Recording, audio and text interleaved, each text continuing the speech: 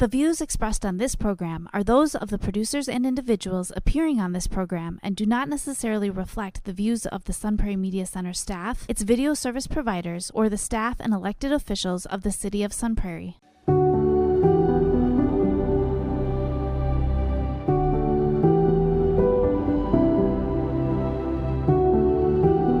There's something that can be done as a possibility and it's going to benefit, then we'll try to connect those dots. You know what you're capable of, you've run at that pace, and now you have to redirect.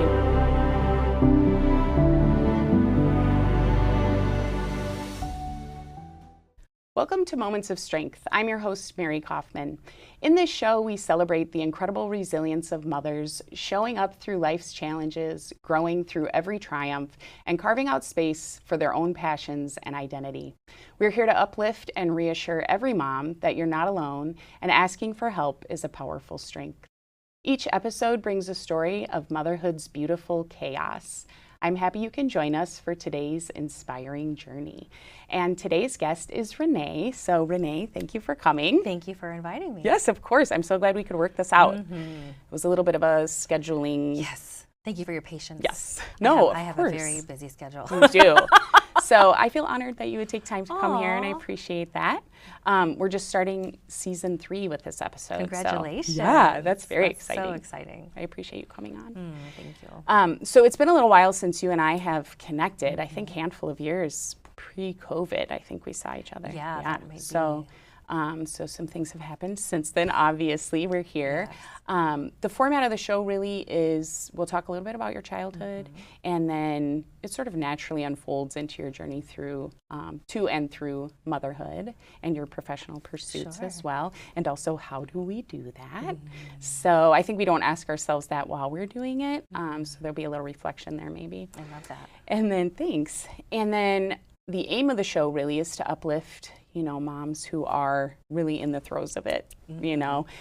Maybe they've come out of it and now they're trying to figure out what they're doing next. But just to have that sense of community that they can pull some wisdom or strategies or even just solidarity from in watching the show. Great. So, That's great. So yeah. So we have about between an hour and a half. We'll see how it goes. But why don't you start by telling us a little bit about you and maybe how things started in your life. Sure. Okay, good. Well, how things started, my dad is from Wisconsin, grew up on a dairy farm, 6 generations of Moes in a little town near Osseo, Wisconsin. And then he went to lacrosse and then joined the military. And in the Air Force, met my mom in Taipei, Taiwan. Oh, so nice. they met, they fell in love, they got married, and then he was quickly transferred to Tampa, Florida, where I was born. So born on their 1-year anniversary, which is pretty great. Nice, and they just celebrated their 50th anniversary, so now you know how old I am. Yeah, and they can celebrate you every year on their anniversary. We try to flip that to celebrate their love and the family that happened as a result. And so, you know, really spent my early childhood as a military kid. So 6 months in Tampa, Florida, don't remember much of that. And then Germany for about 4 years, and then Okinawa, Japan for about 4 years.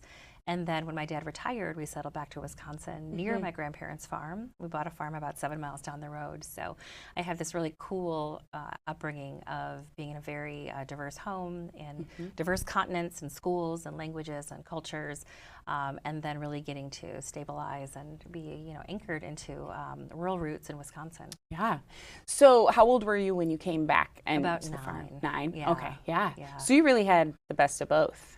Travel and absolutely have all those experiences and then come back and sort of be rooted absolutely somewhere. Absolutely. That's awesome. And siblings? Yeah, I've got a younger brother. His name is Eric. He's taller than me, so I still call him my little brother though. I have one of those. Yeah, and so he and his family live in Chippewa Falls, and I also have a husband. His name is Jason. We live here in Madison, Wisconsin. Okay, awesome. And so that was when you were a kid, did you do any sports or anything? So I, early on, I mean, when I was a little kid, I did soccer and swimming and those kinds of things. And as I got a little older, did 4-H softball and volleyball and basketball in middle school, dance. And then throughout high school, did more POMs as well as track and field. So I did sprints and shot putting. I wasn't a great athlete, but I liked it a lot. Well, participation is key. Huge, so, especially in a small school. You get to do everything, which is kind of nice. Yeah. And I also did martial arts, which I continue to do to this day. Do you really? Very nice. Yeah. Okay. So this is interesting because we're chatting before the show, but we did not cover this, but I also grew up in the Air Force. I also lived in Germany, but for 3, not 4 years. And Rammstein? We lived at Spangdahlem. Oh, very good. Okay. Is that where you were? Yeah. At Ramstein? Yeah. And so that whole traveling the world and living in other cultures as a young kid, I definitely, when we talk about your childhood and how that shapes you, definitely had a huge impact on probably just the nature of being able to talk to people and be out there and meet anyone. And I really crave that.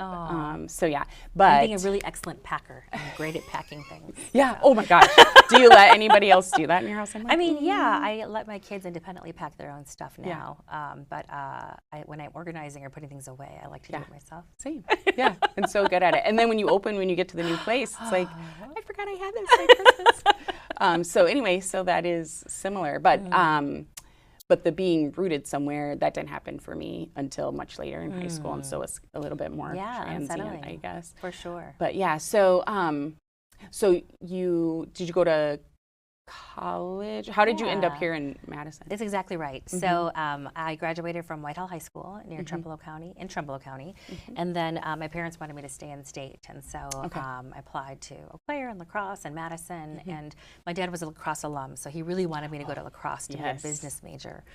But I went to Madison to be a journalism major, and I picked up a Chinese major along the way because I thought journalism would be interesting and was interested in speaking to half the world if I knew English and Mandarin. But ended up in nonprofits, which is where my career is now. And it was, by the way, I did go back to business school, so my dad did get that. That dream did come true for him.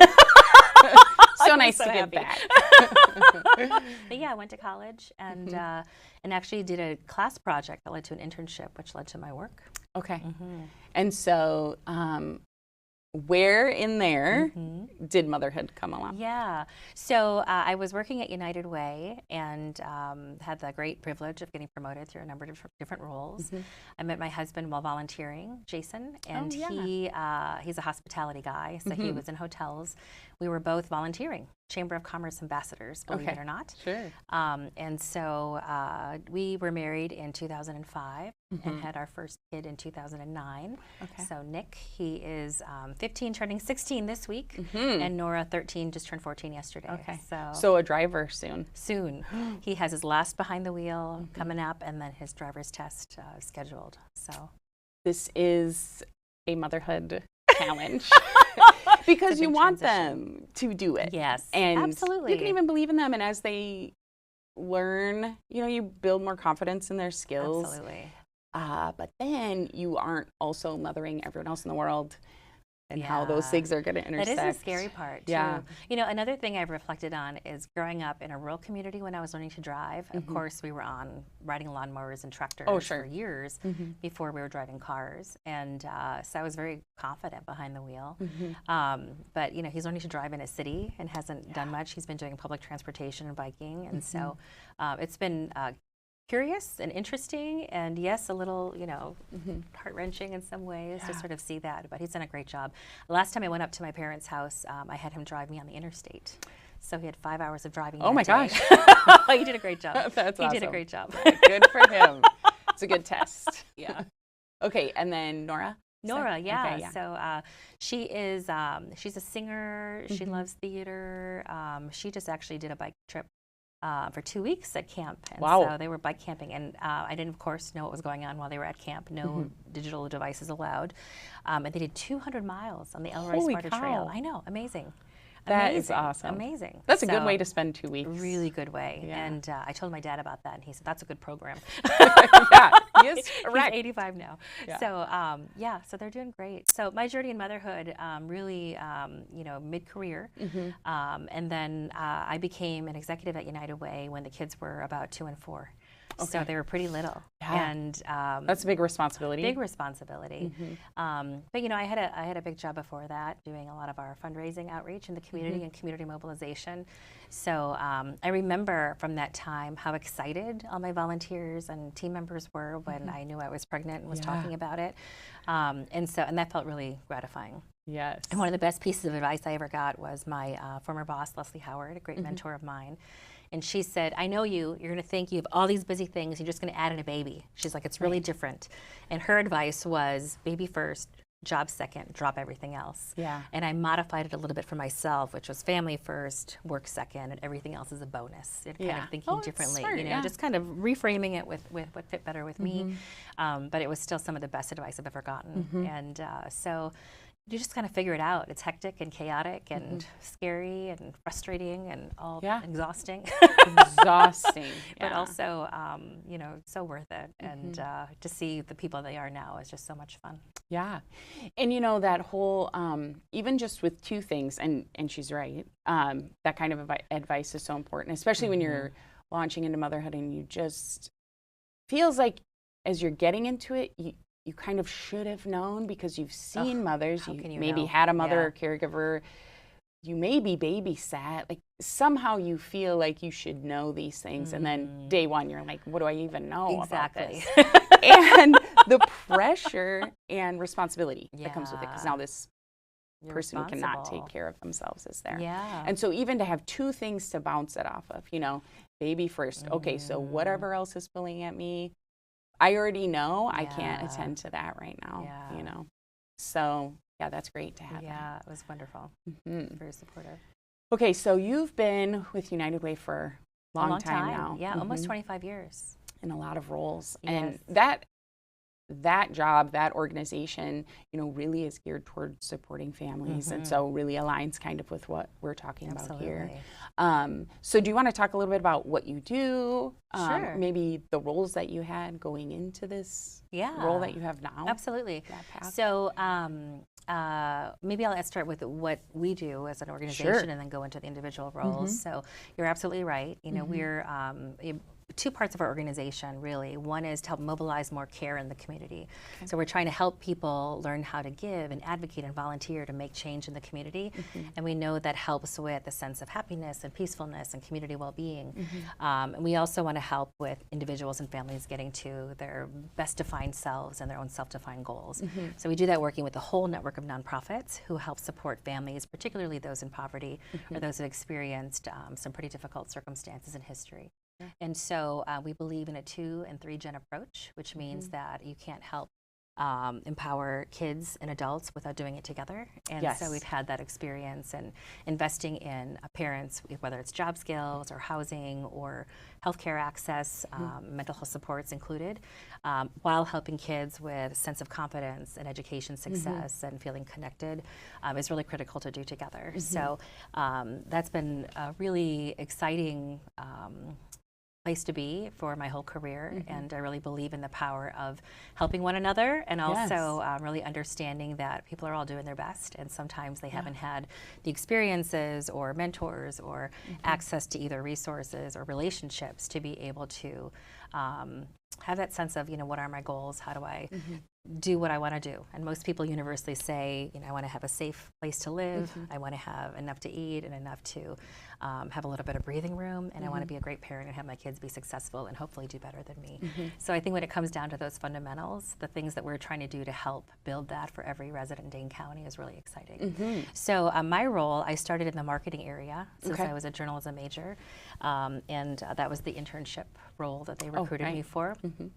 I was really helping with some communications around a campaign at the university in the state. And then when I moved into that role as a full-time person, I was doing much more with communications and outreach. And then they recruited me into a resource development role, which is more fundraising. And I was able to support, again, the state university where I had some experience, the insurance and finance division, as well as the retail and service division. So we do a lot with businesses and help businesses build culture with their work teams, do professional development, and help individuals that way get access to giving, advocating, and volunteering. So as I moved up, I was the campaign director, so overseeing all of the divisions of our workplace campaign, and then in the vice president role, overseeing our individual and major gifts, our endowment and foundation, partnering with strategy and grants, as well as that workplace campaign. So it's been a really wonderful, wonderful opportunity. And all throughout the way, you know, the organization has really trusted and believed in me and grown my skills. Yeah. And so it's really an honor to be able to serve and give back and to, you know, help people achieve what their life's dreams and goals are, which sometimes are those pretty blocking and tackling things that we all want. So a couple of things, you know, I was just thinking about your path through there, and with an organization like that, it's so nice that you came up through and sort of can understand all facets of it, which clearly is, you know, why you've grown there. With lots of helpers. Yes, of course. But, you know, you can comprehensively understand. Yes. And you've done the things that people are doing that you are expectant of them. And then the other thing is, I mean, you've really been in a helper role, like your whole professional career. Absolutely. And so it's that lifting, you know, lifting others. And then the thing you touched on that I think is so important is a lot of times as a person having an individual experience, I have the perspective that I have. And I can't have another, I mean, I can take your perspective, you describe it to me. Like, for instance, when you talk about your experience, I can step into that, and a visual person, I can see that. Not everybody does that. But then I have a responsibility to do that as an individual, to try to see where you stand, because you are not me and you did not have my experience. And so still, as an individual, we have an expectation. So we'll make a judgment and have an expectation. It's like, well, why don't they just get the help and it's like, or get a job, or be a better parent, just or get a any job. one of those things too.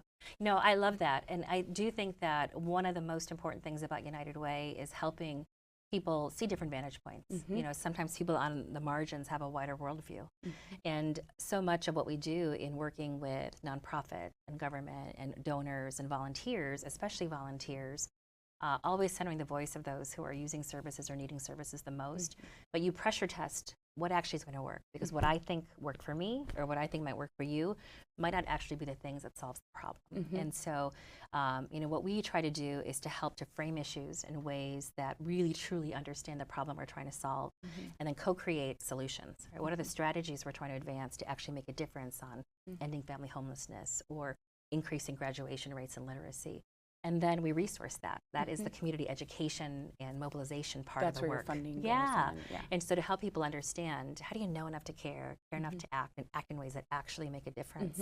And if we can mobilize enough care through giving, advocating, and volunteering, then we're going to make some progress, and we can be accountable for how resources are deployed for the results that actually achieve, or the learnings that we have, if there are things that we haven't tried before that we're learning about, to innovate new ways to solve problems, and then to report back. Here's what happened. Here's how your dollars were spent. Here's how your time was spent.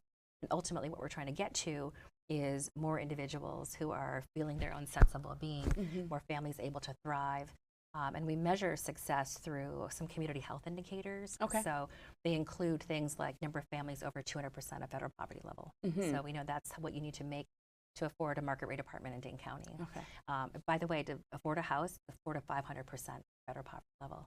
It's what? 400 to 500%. Yeah, it's very expensive. Also looking at birth weights, low birth weights, and having healthy birth weights. We look at third grade reading, which is an indicator for early childhood success. We look at graduation rates, which is an indicator for self-confidence and math successes. We look at number of children under 5 in poverty, because we know those first 1,000 days of life are so critically important. Life expectancy, as well as how communities engage. So we look at philanthropy and volunteerism and civic engagement in those pools as well. So we want to see movement in those indicators in a positive way, because we know that lifts up the entire community. And there are so many ways for people to contribute to that, because what we can't forget is that we are impacted by all of this all of the time. So even if it's not standing in your living room, whatever the issue is, it is impacting something, not just in the community, but it's impacting in your community, the wider community, the state, the nation, the world. And so if you can contribute to that in any way, it can be money, but it can also be your time. Absolutely, your expertise. Yeah, your care.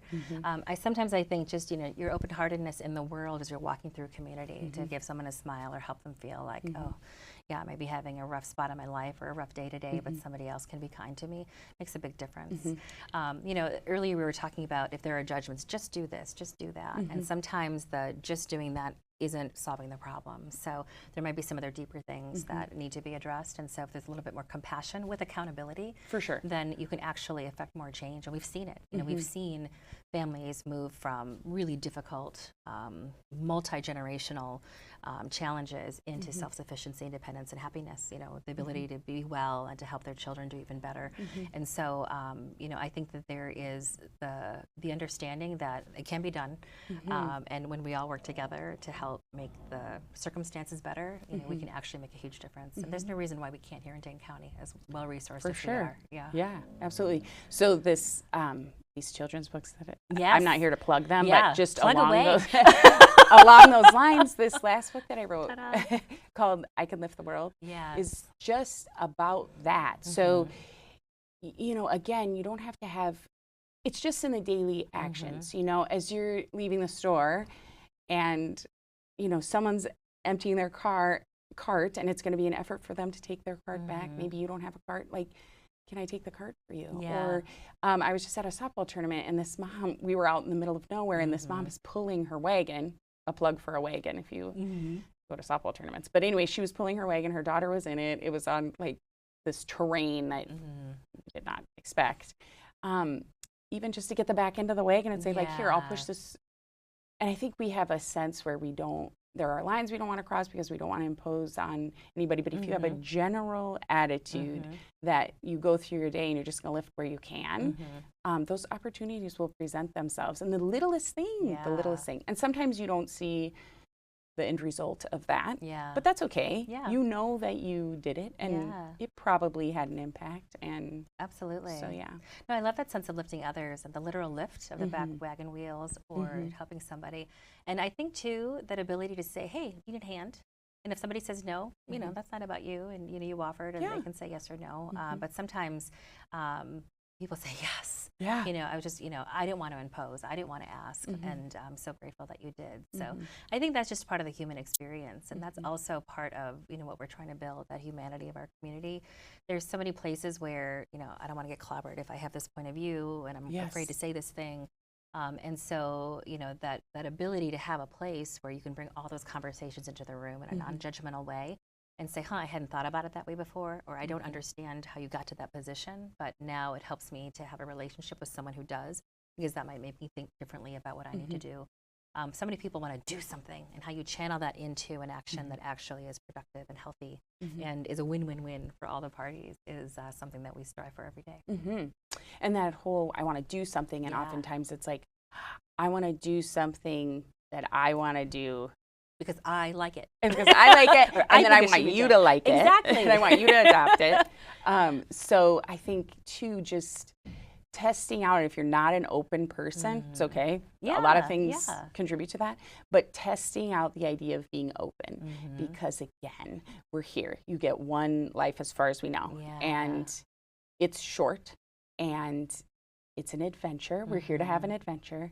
And the more you can understand about the adventures other people are on, the better yours is. The more you can be open to. It doesn't mean that you're inviting yourself to necessarily be influenced to a different thought. It's just gathering information or understanding a different point of view and humbly admitting that maybe you don't know everything. I went through a period of time where I had to. Yeah, of course. I can tell you that. Like, I used to love to be right. And also, I was right by my own standards, so no one actually told me or confirmed that. But I've grown out of that because I don't know everything. I'm hungry to know many things. But if you are just open, then that allows somebody else to be genuinely who they are, and then maybe you will learn something. And that makes you a more dynamic person who can contribute in a better way anyway. It's a great mindset. It's a choice to have a mindset like that, to be able to open up that that growth in that wider world. I think it's very scary for some people and very uncomfortable too. And so to have that openness or willingness to be challenged on your point of view, you know, there's a little bit of a riskiness there that I think as humans that we really need to say, that's okay. You know, in our house, we have a great kind of a foundational family story. So I remember dropping my son off at daycare. He was a little guy. And I walked out of the room and I said, onward. And his teacher said, upward. And then my little guy squawks out, awkward. Cute. Wanting to be a part of the conversation, right? Like, I'll play this game. And I called my husband and I said, this is the funniest story that just happened. And he said, that should be our family motto. That's so good. Keep going, onward, keep getting better, upward. And if you're not uncomfortable, you're not growing. Like, that's the awkward part. I love this. Yeah. So I do think that is something right now in the world where people feel so frozen or they feel like, oh, what's happening around me? How much control do I have over my life or others? That really kind of leaning into your kind of internal sense of calm and then to be able to say, oh, these differences are an opportunity. And I do agree that they do help you feel more connected, feel like you're part of a community, feel more accepted in who you are. So that's good for all of us. It's good for our kids too. Yeah.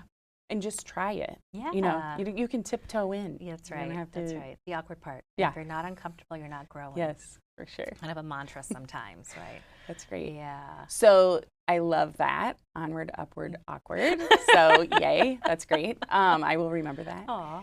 And so just talking, like circling back to your family and talking about motherhood too, do you have, and there probably are many, I feel like I have many, but are there any points in time where you really, we talk about mental toughness and just the strength of mothers, where you like recognize that this is it, you know, like I know now that above all else, like baby first, you know, someone told you that, but was there a time when you, I don't mean to put you on the spot, but no, I mean, two things kind of pop into my mind. Can I do two? Yeah, of course. So I remember when my son, I mean, he was just toddling around. He's probably around 2. So and his sister was a newborn, and I was trying to haul everybody to daycare, right? And so we all have those moments. And he wouldn't put his shoes on. I know we've all been there. We've all been there. And so I've got, you know, she's in the baby bucket. I'm trying to like haul him outside. And I just like said, you know, yelled, put your shoes on. And he started crying and she started crying and I started crying. And we're all driving to daycare and I dropped them off. Of course, I felt miserable. You know, and we're trying to, you know, like all be repaired before they go off to school. And of course, he's off playing, he's fine. But, and the baby's fine. But also, I just kind of felt so heavy. And I remember walking to my office and saying, why do we yell at the people we love the most? I know. Yeah. And then, so true. Because it's just so stressful. And then my colleague said to me, I think you need to meditate. This is great advice. Great advice. And, you know, I'd never done that before. And then, but a week later, I was at a leadership meeting and somebody said, I feel like you're kind of like a puppy. You need to meditate. And I'm like, whoa, that is a sign from, you know, the universe that, okay, there's something to be said. And I actually took a class at UW that was a mindfulness-based stress reduction class, which really taught me that it doesn't have to be this way in my head. Like it actually, I thought this is just the way it is. I got to live through this moment, right? Baby work, everything is just going to feel this chaotic. And it was a place to pause and to kind of notice versus sort of being in it. And that was a really amazing moment because, you know, it was that really stressful day, but also listening to some feedback that I got from others that helped me and really grounded me for the rest of parenting, which, you know, many, many more years to go, right? So that was a really big one that was important to me. The other one was my daughter was a little bit older. She was probably maybe 5 or 6. She had a lot of sensory issues. And so it wasn't something that I really understood at the beginning. And so just really in tune and intense emotions. And I remember one day, I was getting kind of frustrated. I said, why are you crying? And she said, because I'm sad. And I was like, oh, because of course, right? And it just took my edge from like, this thing to kind of get through into, oh, of course we cry when we're sad, you know? And that was also such a maturing moment for me that I felt like, oh, here's my little girl teaching me this in this moment. And that was pretty powerful. So, you know, we feel what we feel. It doesn't mean that, you know, we're not capable or we can't get through it. And it was just a nice, rather than fix, go, you know, rush, get all the things done that have to get done. You just sort of like be in that, you know, and like, oh, of course you can be sad. We can all be sad. Yeah. And then we'll be better. So. Yeah, and allow that emotion to just Yeah. be. Yeah. I think we get to a point, well, I know I was and a little bit am this way, but the uncomfortable emotions. Yes. First of all, we have them for a reason. Absolutely. Okay, so we should acknowledge that. Mm-hmm. And then the thing is, if you give space for them in the moment, it's not always possible, but you can do that. You don't repress them and they don't just come up inopportune times, or you take them out on someone. Absolutely. And my kids too taught me that, because, you know, I feel like I could get through anything and just put it away. And if I just was productive, you know, then that sort of made up for whatever absolutely that feeling was. But the kids are they're just learning. They just got here. But they're smarter than us sometimes. Yes. Well, yeah. Well, I think they allow themselves to be who they are. They don't know that, you know, eventually you know, they're going to have to fit in a box or whatever. No, it's so true. And I think, you know, that conversation we had earlier about different points of view or different life experiences, right? I think that, you know, engaging that way with our kids, again, you're still in charge, there's still boundaries, you've got responsibilities, and that bit of humanity that comes through such a special, unique relationship. You know, I think they learn so much, obviously, but we get to as well, which is pretty powerful. We don't always think of our kids that way, I don't think, so, which is pretty great. Another comment you made earlier was around, you sort of think you should know what to do when you have a baby, right? I felt that way around my job. You know, I thought, well, I've been in this organization a long time, I'll know what to do, but there are always new things coming at you, new circumstances, and whether it's parenting or work, I think that is also, you know, a bit of grace we can give ourselves. So it is the first time we're going through these things. I didn't, in that moment, the way I was raised, you didn't just cry and feel sad. No! Same. And so to be like, oh, okay, you know, and like you said, it really comes back to having a healthier response and a more regulated ability to engage with hard things in life. So, yeah. Yeah, I think so. I think it was more like, well, why did it happen to make that emotion? And so the focus was like, well, what happened and why did that happen to make you feel this way? Then avoid that, you know what I mean? Or learn to avoid that instead of just being like, oh my gosh, this happened and like I feel bad. Yeah. And I think that kids can oftentimes know what to do next. I actually am a big fan of the love and logic approach, you know, just really having those conversations and not solving or not avoiding, but sort of being with and having kids articulate, well, this is why I feel sad, or, you know, what could be different, or sometimes it just is the way it is, and they move on too. So, but holding space for that. My daughter, Molly, you know, we drove a lot because we were always going to activities and just in the car a lot. So I've seen my kids in the rearview mirror a lot. And I remember she was sitting in the third row, and maybe she was in third grade, and she was upset about something that happened at school with her friends, and it was making her feel so bad. And I just was like, well, Molly, like, why do you spend time with people that make you feel bad? And she's like, well, it's not going to change anything about me. I just feel bad. Like, and I was like, oh, okay. And moving around all the time as a kid, you know, my go-to was like, hey, I got to be here like a year. And so we're going to go. And so if I didn't care for a relationship, I knew that was going to come to an end. So then I see that. This is why we talk about like your childhood a little bit, to understand the path and make those connections, because then even as an adult, I moved around a lot. I made a lot of changes because I was used to that. And I'll never forget like how I felt when she said that, like, oh, it's okay to be around people even if you feel bad about something that happened. It doesn't mean the relationship has to be over necessarily, or, you know, you have to go find somebody new, because eventually, depending on how long you know somebody, you're probably going to feel bad because you're different people, and you're going to make somebody feel like that too. And they teach us so much. As long as you learn from it, and, you know, it doesn't become like some. Well, at the beginning, you were talking about learning, and one of my friends, Jill Whipley, who would be a great person to interview, I think. Jill, come on the show. Come on the show. And, you know, she often says that, you know, we don't learn from experiences, we learn from reflecting on our experiences. And so that's part of, I think, the benefit of this kind of a conversation, right, is that reflection, or, you know, for whoever's going through a hard thing right now, to sort of say, okay, you know, what am I learning from this? What's going to be different? What do I want to repeat? What do I want to change? You know, and that's really powerful, especially when it comes to raising these tiny little people who turn into big people. Yeah. and understanding too, like they're on your team. Yes. And so when they're very little and they won't put their shoes on, that's not a personal attack. Right, of course. You know, but also if you grew up where that was treated like a personal attack, you will feel that more strongly that they're defying you. They are to some degree, but they're just figuring out independence. Absolutely. And, you know, just taking a breath and being like, wait, you know, I love you. Yeah. You know, I love you. I love you more than your shoes. You know, did he even put his shoes on? You probably grabbed his shoes. I think I just grabbed him yeah, at that. see, I think that story. Yeah. But you know, you do reflect on those moments too, right? Because I mean, it was a moment where I was like, ugh, that was not a great mom moment. No. But you know, like the next day, like, hey, we're gonna put our shoes on, and then we need to go, and mommy doesn't want to be mad. Yeah. And you know, and we can help each other, right? Yeah. And so those kinds of things too. And yeah, it's you just learn how to approach it, because sometimes too you recognize your own level of stress increases theirs, and it makes them less likely to do what you need to do, right? And so yeah, learning all around. Yeah. And then what do you do in the next, like you said, talk the next day? Yes. And it's just like, listen, I, as the parent, own that. Yes. Listen, I was wrong to yell. Exactly. And I don't want to yell. Yeah. And so I'm sorry I yelled.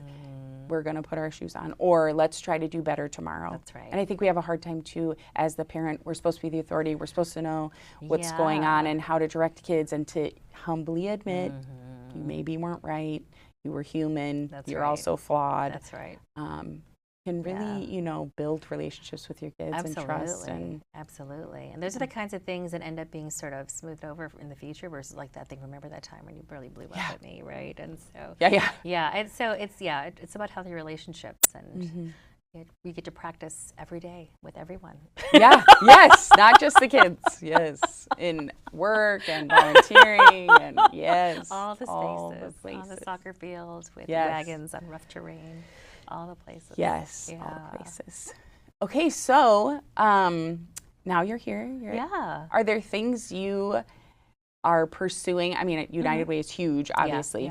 But just your kids are teens now. And so we get to this point as moms where, like, your baby isn't going to be a baby forever. Yeah. Even if that's happening right now, you know, there will come a time when they go to school and you have a little more time, or you can think for a second, whatever. So are there things that you have a desire to do now that you have kids who are older? Yeah. So, you know, I think my epiphany was the summer where my son could get to his job at the Mallards Field and to his piano lesson at on Sherman Avenue, and then to tennis practice at East, all on his bicycle. And I was like, wow, I wasn't driving him around everywhere, right? And my daughter too, going on this bike trip, for example, going to this bike camp with her daycare friends for many years, and just, you know, sort of being off a sleepaway camp for a couple of weeks too, where you're sort of like, wow, that is a change that's coming up. And we really believe in roots and wings, right? Really having that groundedness to know who you are and have a sense of safety and security, but also to be able to go off and adventure. And we have made very clear, you know, our job is to help them be independent. Yes. And so, you know, goals for myself, I mean, I want to keep, you know, supporting them and being at the right length of, you know, whatever they need. Yes. But also help them, you know, learn from their mistakes and grow and figure out where they want to go. And for me, obviously, like you said, a very demanding role and a lot of big things we're trying to get done, especially with changes in philanthropy and federal funding and what's going on with the nonprofits and what's going on in the workforce and what's going on with growing Dane County. So big goals there that we've articulated through something we call a plan for community well-being that was co-created with the community. Just trying to help that, you know, as we grow, how do we do that in a smart way that helps more people get access to quality of life and help people who have a great quality of life keep it and help others who don't grow into that. And so, you know, that's a lot of big work going on there. Personally, I really want to get my 3rd degree Taekwondo black belt before I turn 50. Do it. So that's my personal goal right now. Is that realistic? Like, you're on track? Thing. I'm on track. This is amazing. My 2nd degree black belt. So my son and I did our 1st and 2nds together. Which was a pretty awesome experience. And then, you know, he retired when he got to high school. He wanted to try some other sports, which I thought was a great milestone to complete his 2nd degree. And I thought, well, I kind of got habit. I've got a pattern. I like it. Yeah, why leave? Yeah. And so there's a kind of a community of moms too that worked out together. And so I thought that will be a good goal. And a friend of mine said, oh, you got your first goal for your son, your second goal for your family, and this third one's for you. Yes. And so I kind of love sometimes that it takes till the third try. Yeah. And so it's been a great way to kind of explore my fitness journey, you know, help me with breathing. And, you know, every time there's kind of a leveling up to do inside of the workout, it really also helps me with sort of my core functional health and well-being, and that reflection on that's been great too. So that's my next goal is third degree Taekwondo black belt by 50. Before 50. You'll do it. Yeah. You'll do it. Yeah. So I built in enough time where, you know, you don't always pass your first time. So I've got a little bit of a cushion in case I need a take two.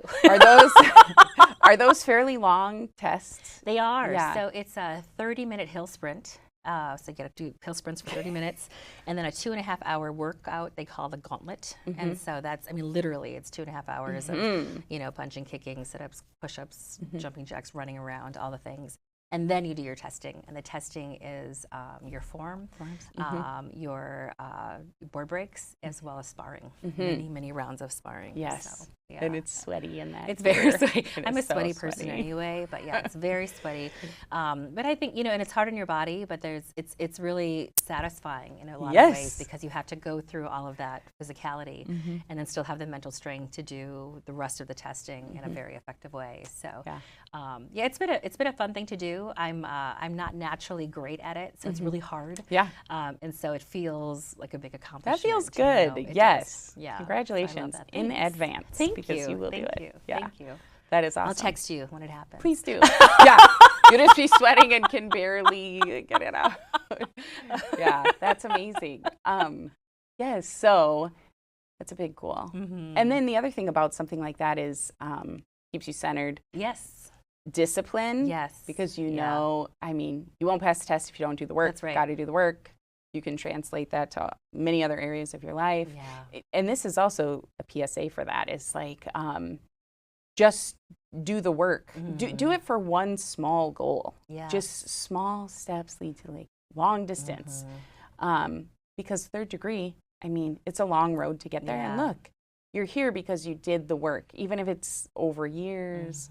Sometimes it's just over a few days. Just pick something and do the work. And then that's how you build that strength, is just repeat. Pick something small, repeat. Yes. Yeah. Yeah. There's an Abraham Lincoln quote that is, discipline is doing what you want, is choosing what you want most over what you want now. Yes. And so, you know, and it's a really hard thing to do, especially in this very, you know, quick world that we live in now, instant gratification. And, you know, and there is something to the practice of doing something over a long time to help accomplish and, you know, get better, which I do think is really healthy for us as humans and moms and, you know, and workers and all of those things. So, and again, it doesn't have to be a total overhaul. No. You know, tiptoe in. Exactly. Pick a one thing. Exactly. Well, I'll even tell you in my journey, you know, when I first started, it was like, how do I fit this into my schedule, right? And it helped that my kid was going, because I'm like, okay, I got to get him there. I don't want to be late. That means organizing my schedule. And so to get from my office to his daycare or school, to get to, you know, to make sure we have uniforms and a snack and all those things, you know, that was a big routine change. Like just get there regularly. And then we got a little better at it. And then it was like, okay, build some proficiency in whatever the skill is. And then it was like, you know what, I should be drinking more water, because I feel like I can feel I'm not as hydrated as I need to be, you know. And then it was like, gosh, I'm not getting enough sleep. And, you know, we need to feed ourselves more nutritiously. And like, how in the world do I, you know, do meal planning on top of all of these kinds of things?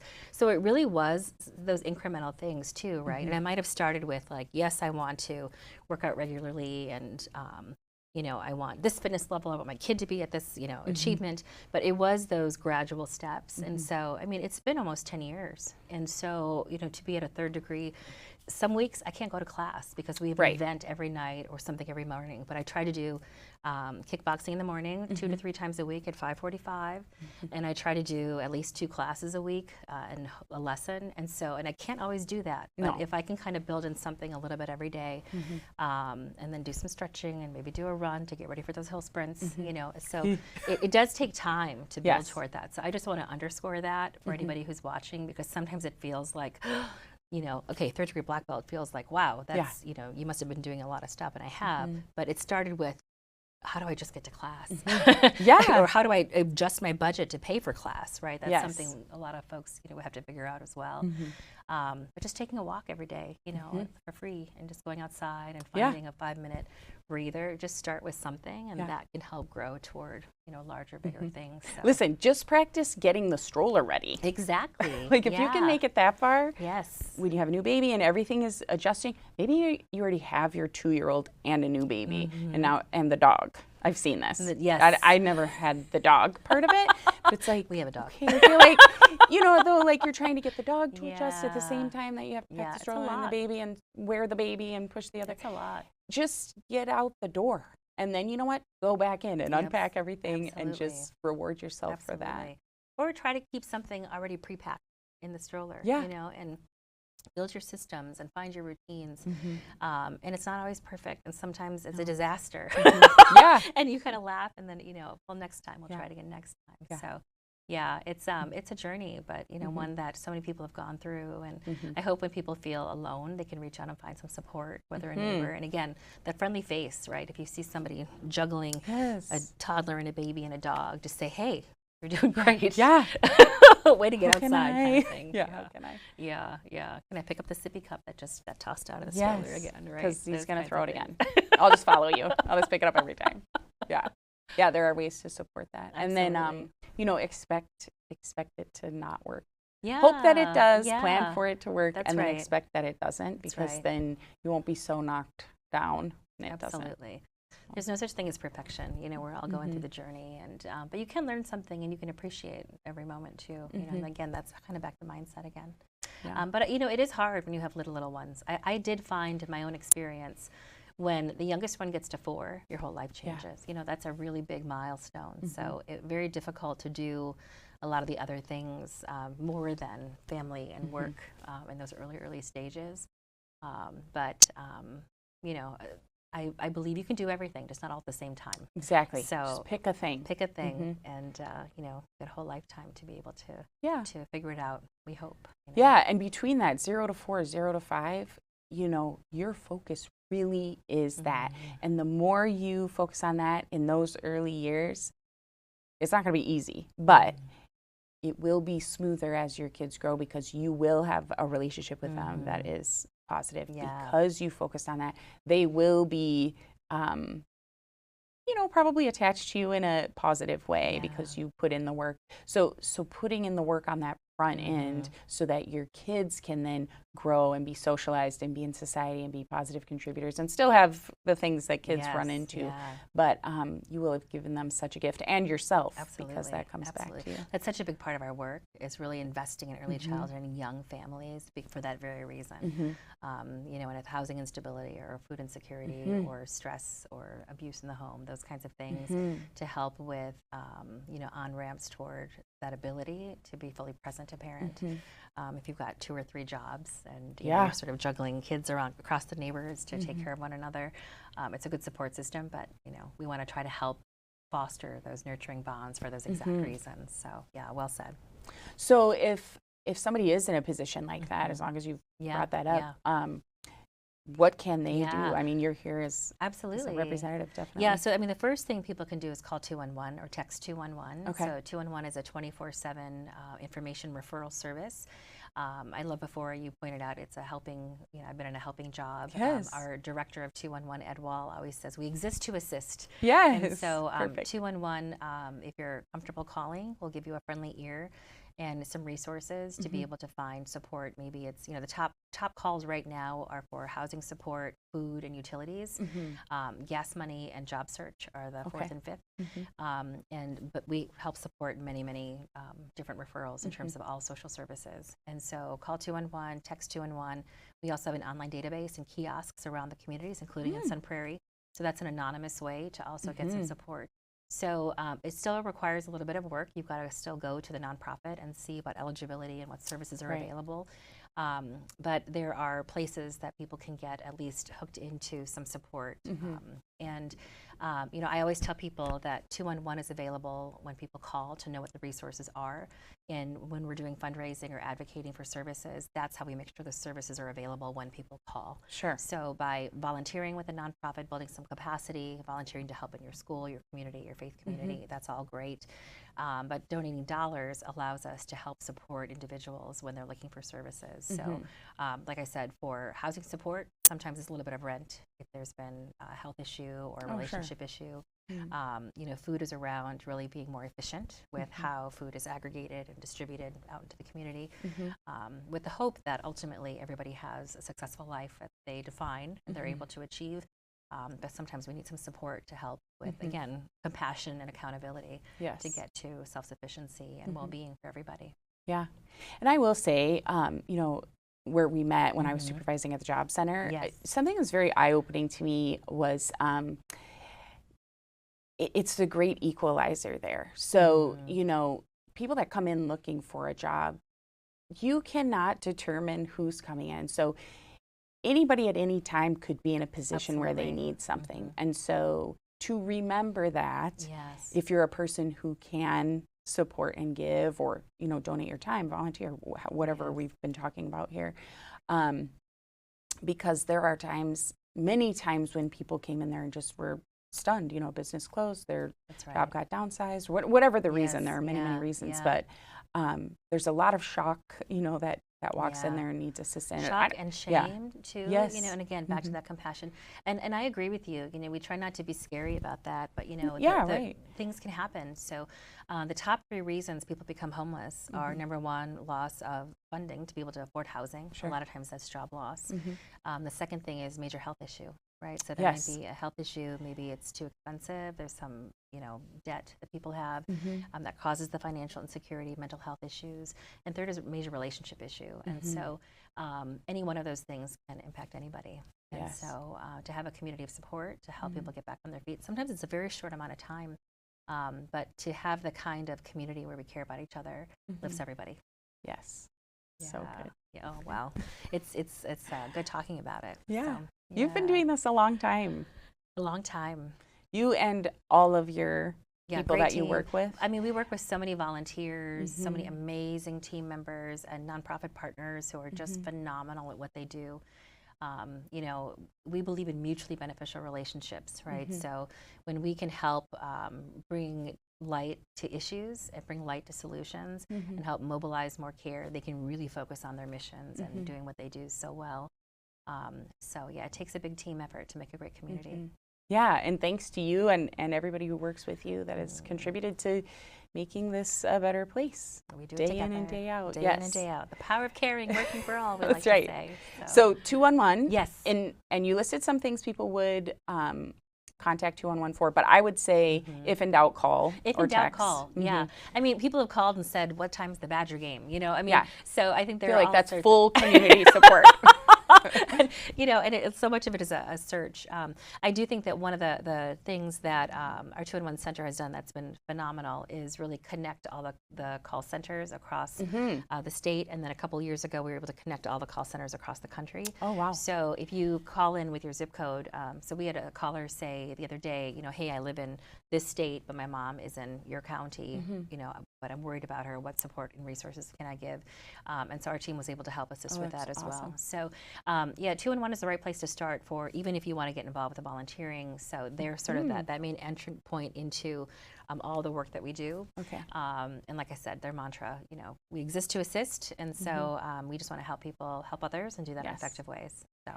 Yeah. You're doing good work. Thank you. We do it together. Thank you. Thank you. Anything else on the motherhood side of things? I mean, we could talk for a long time. Yeah, absolutely. I mean, I think, for me, I had a great mom, and I think that she's not a perfect mom, but I do think that loving your kids, you can make those mistakes. You can, lose your cool and almost feel terrible, but also, just really enjoying that really unique relationship. Like if you're a mom or a mom figure in somebody's life, just enjoy it. Sometimes it's really, really hard work, but play the long game, right? And Yeah, it's amazing to see how those young people grow, and you know, the mirror they reflect, which is sometimes something you don't want to see. I know. It's sometimes kind of amazing. But you know, I feel like that Roots and Wings, you know, it is when they are off and started their own families and lives. You know, I'm looking forward to that and seeing what happens. So I hope people can enjoy the ride, even when it's really really hard. It's hard. Okay. Thank you for coming on. Thanks for having me. Yeah. Anything else we should cover? I feel like okay. No, that was great. Okay, that's awesome. Thank you. Thank you. Onward, upward, awkward. Awkward. Embrace the awkward. Yes. Okay, thank you so much for coming on. Thank you. And to everybody out there, keep your perspective, but don't be afraid to step into somebody else's like we have with Renee today, and be open to the things you might be able to learn. Be resilient. Continue to show up even though it's hard, because it's hard. It doesn't stop being hard. There are pockets of not so hard, but keep showing up. Your kids need it. You need it. The people who know you and the world needs it. So continue to show up. Have a pursuit. Pick something. Start small. Do it daily. Make that a practice, and you will see that small steps lead to big distance. And finally, you may feel alone, but you are not. There is a global population of about 2 billion of us, so we are here for you. Thank you.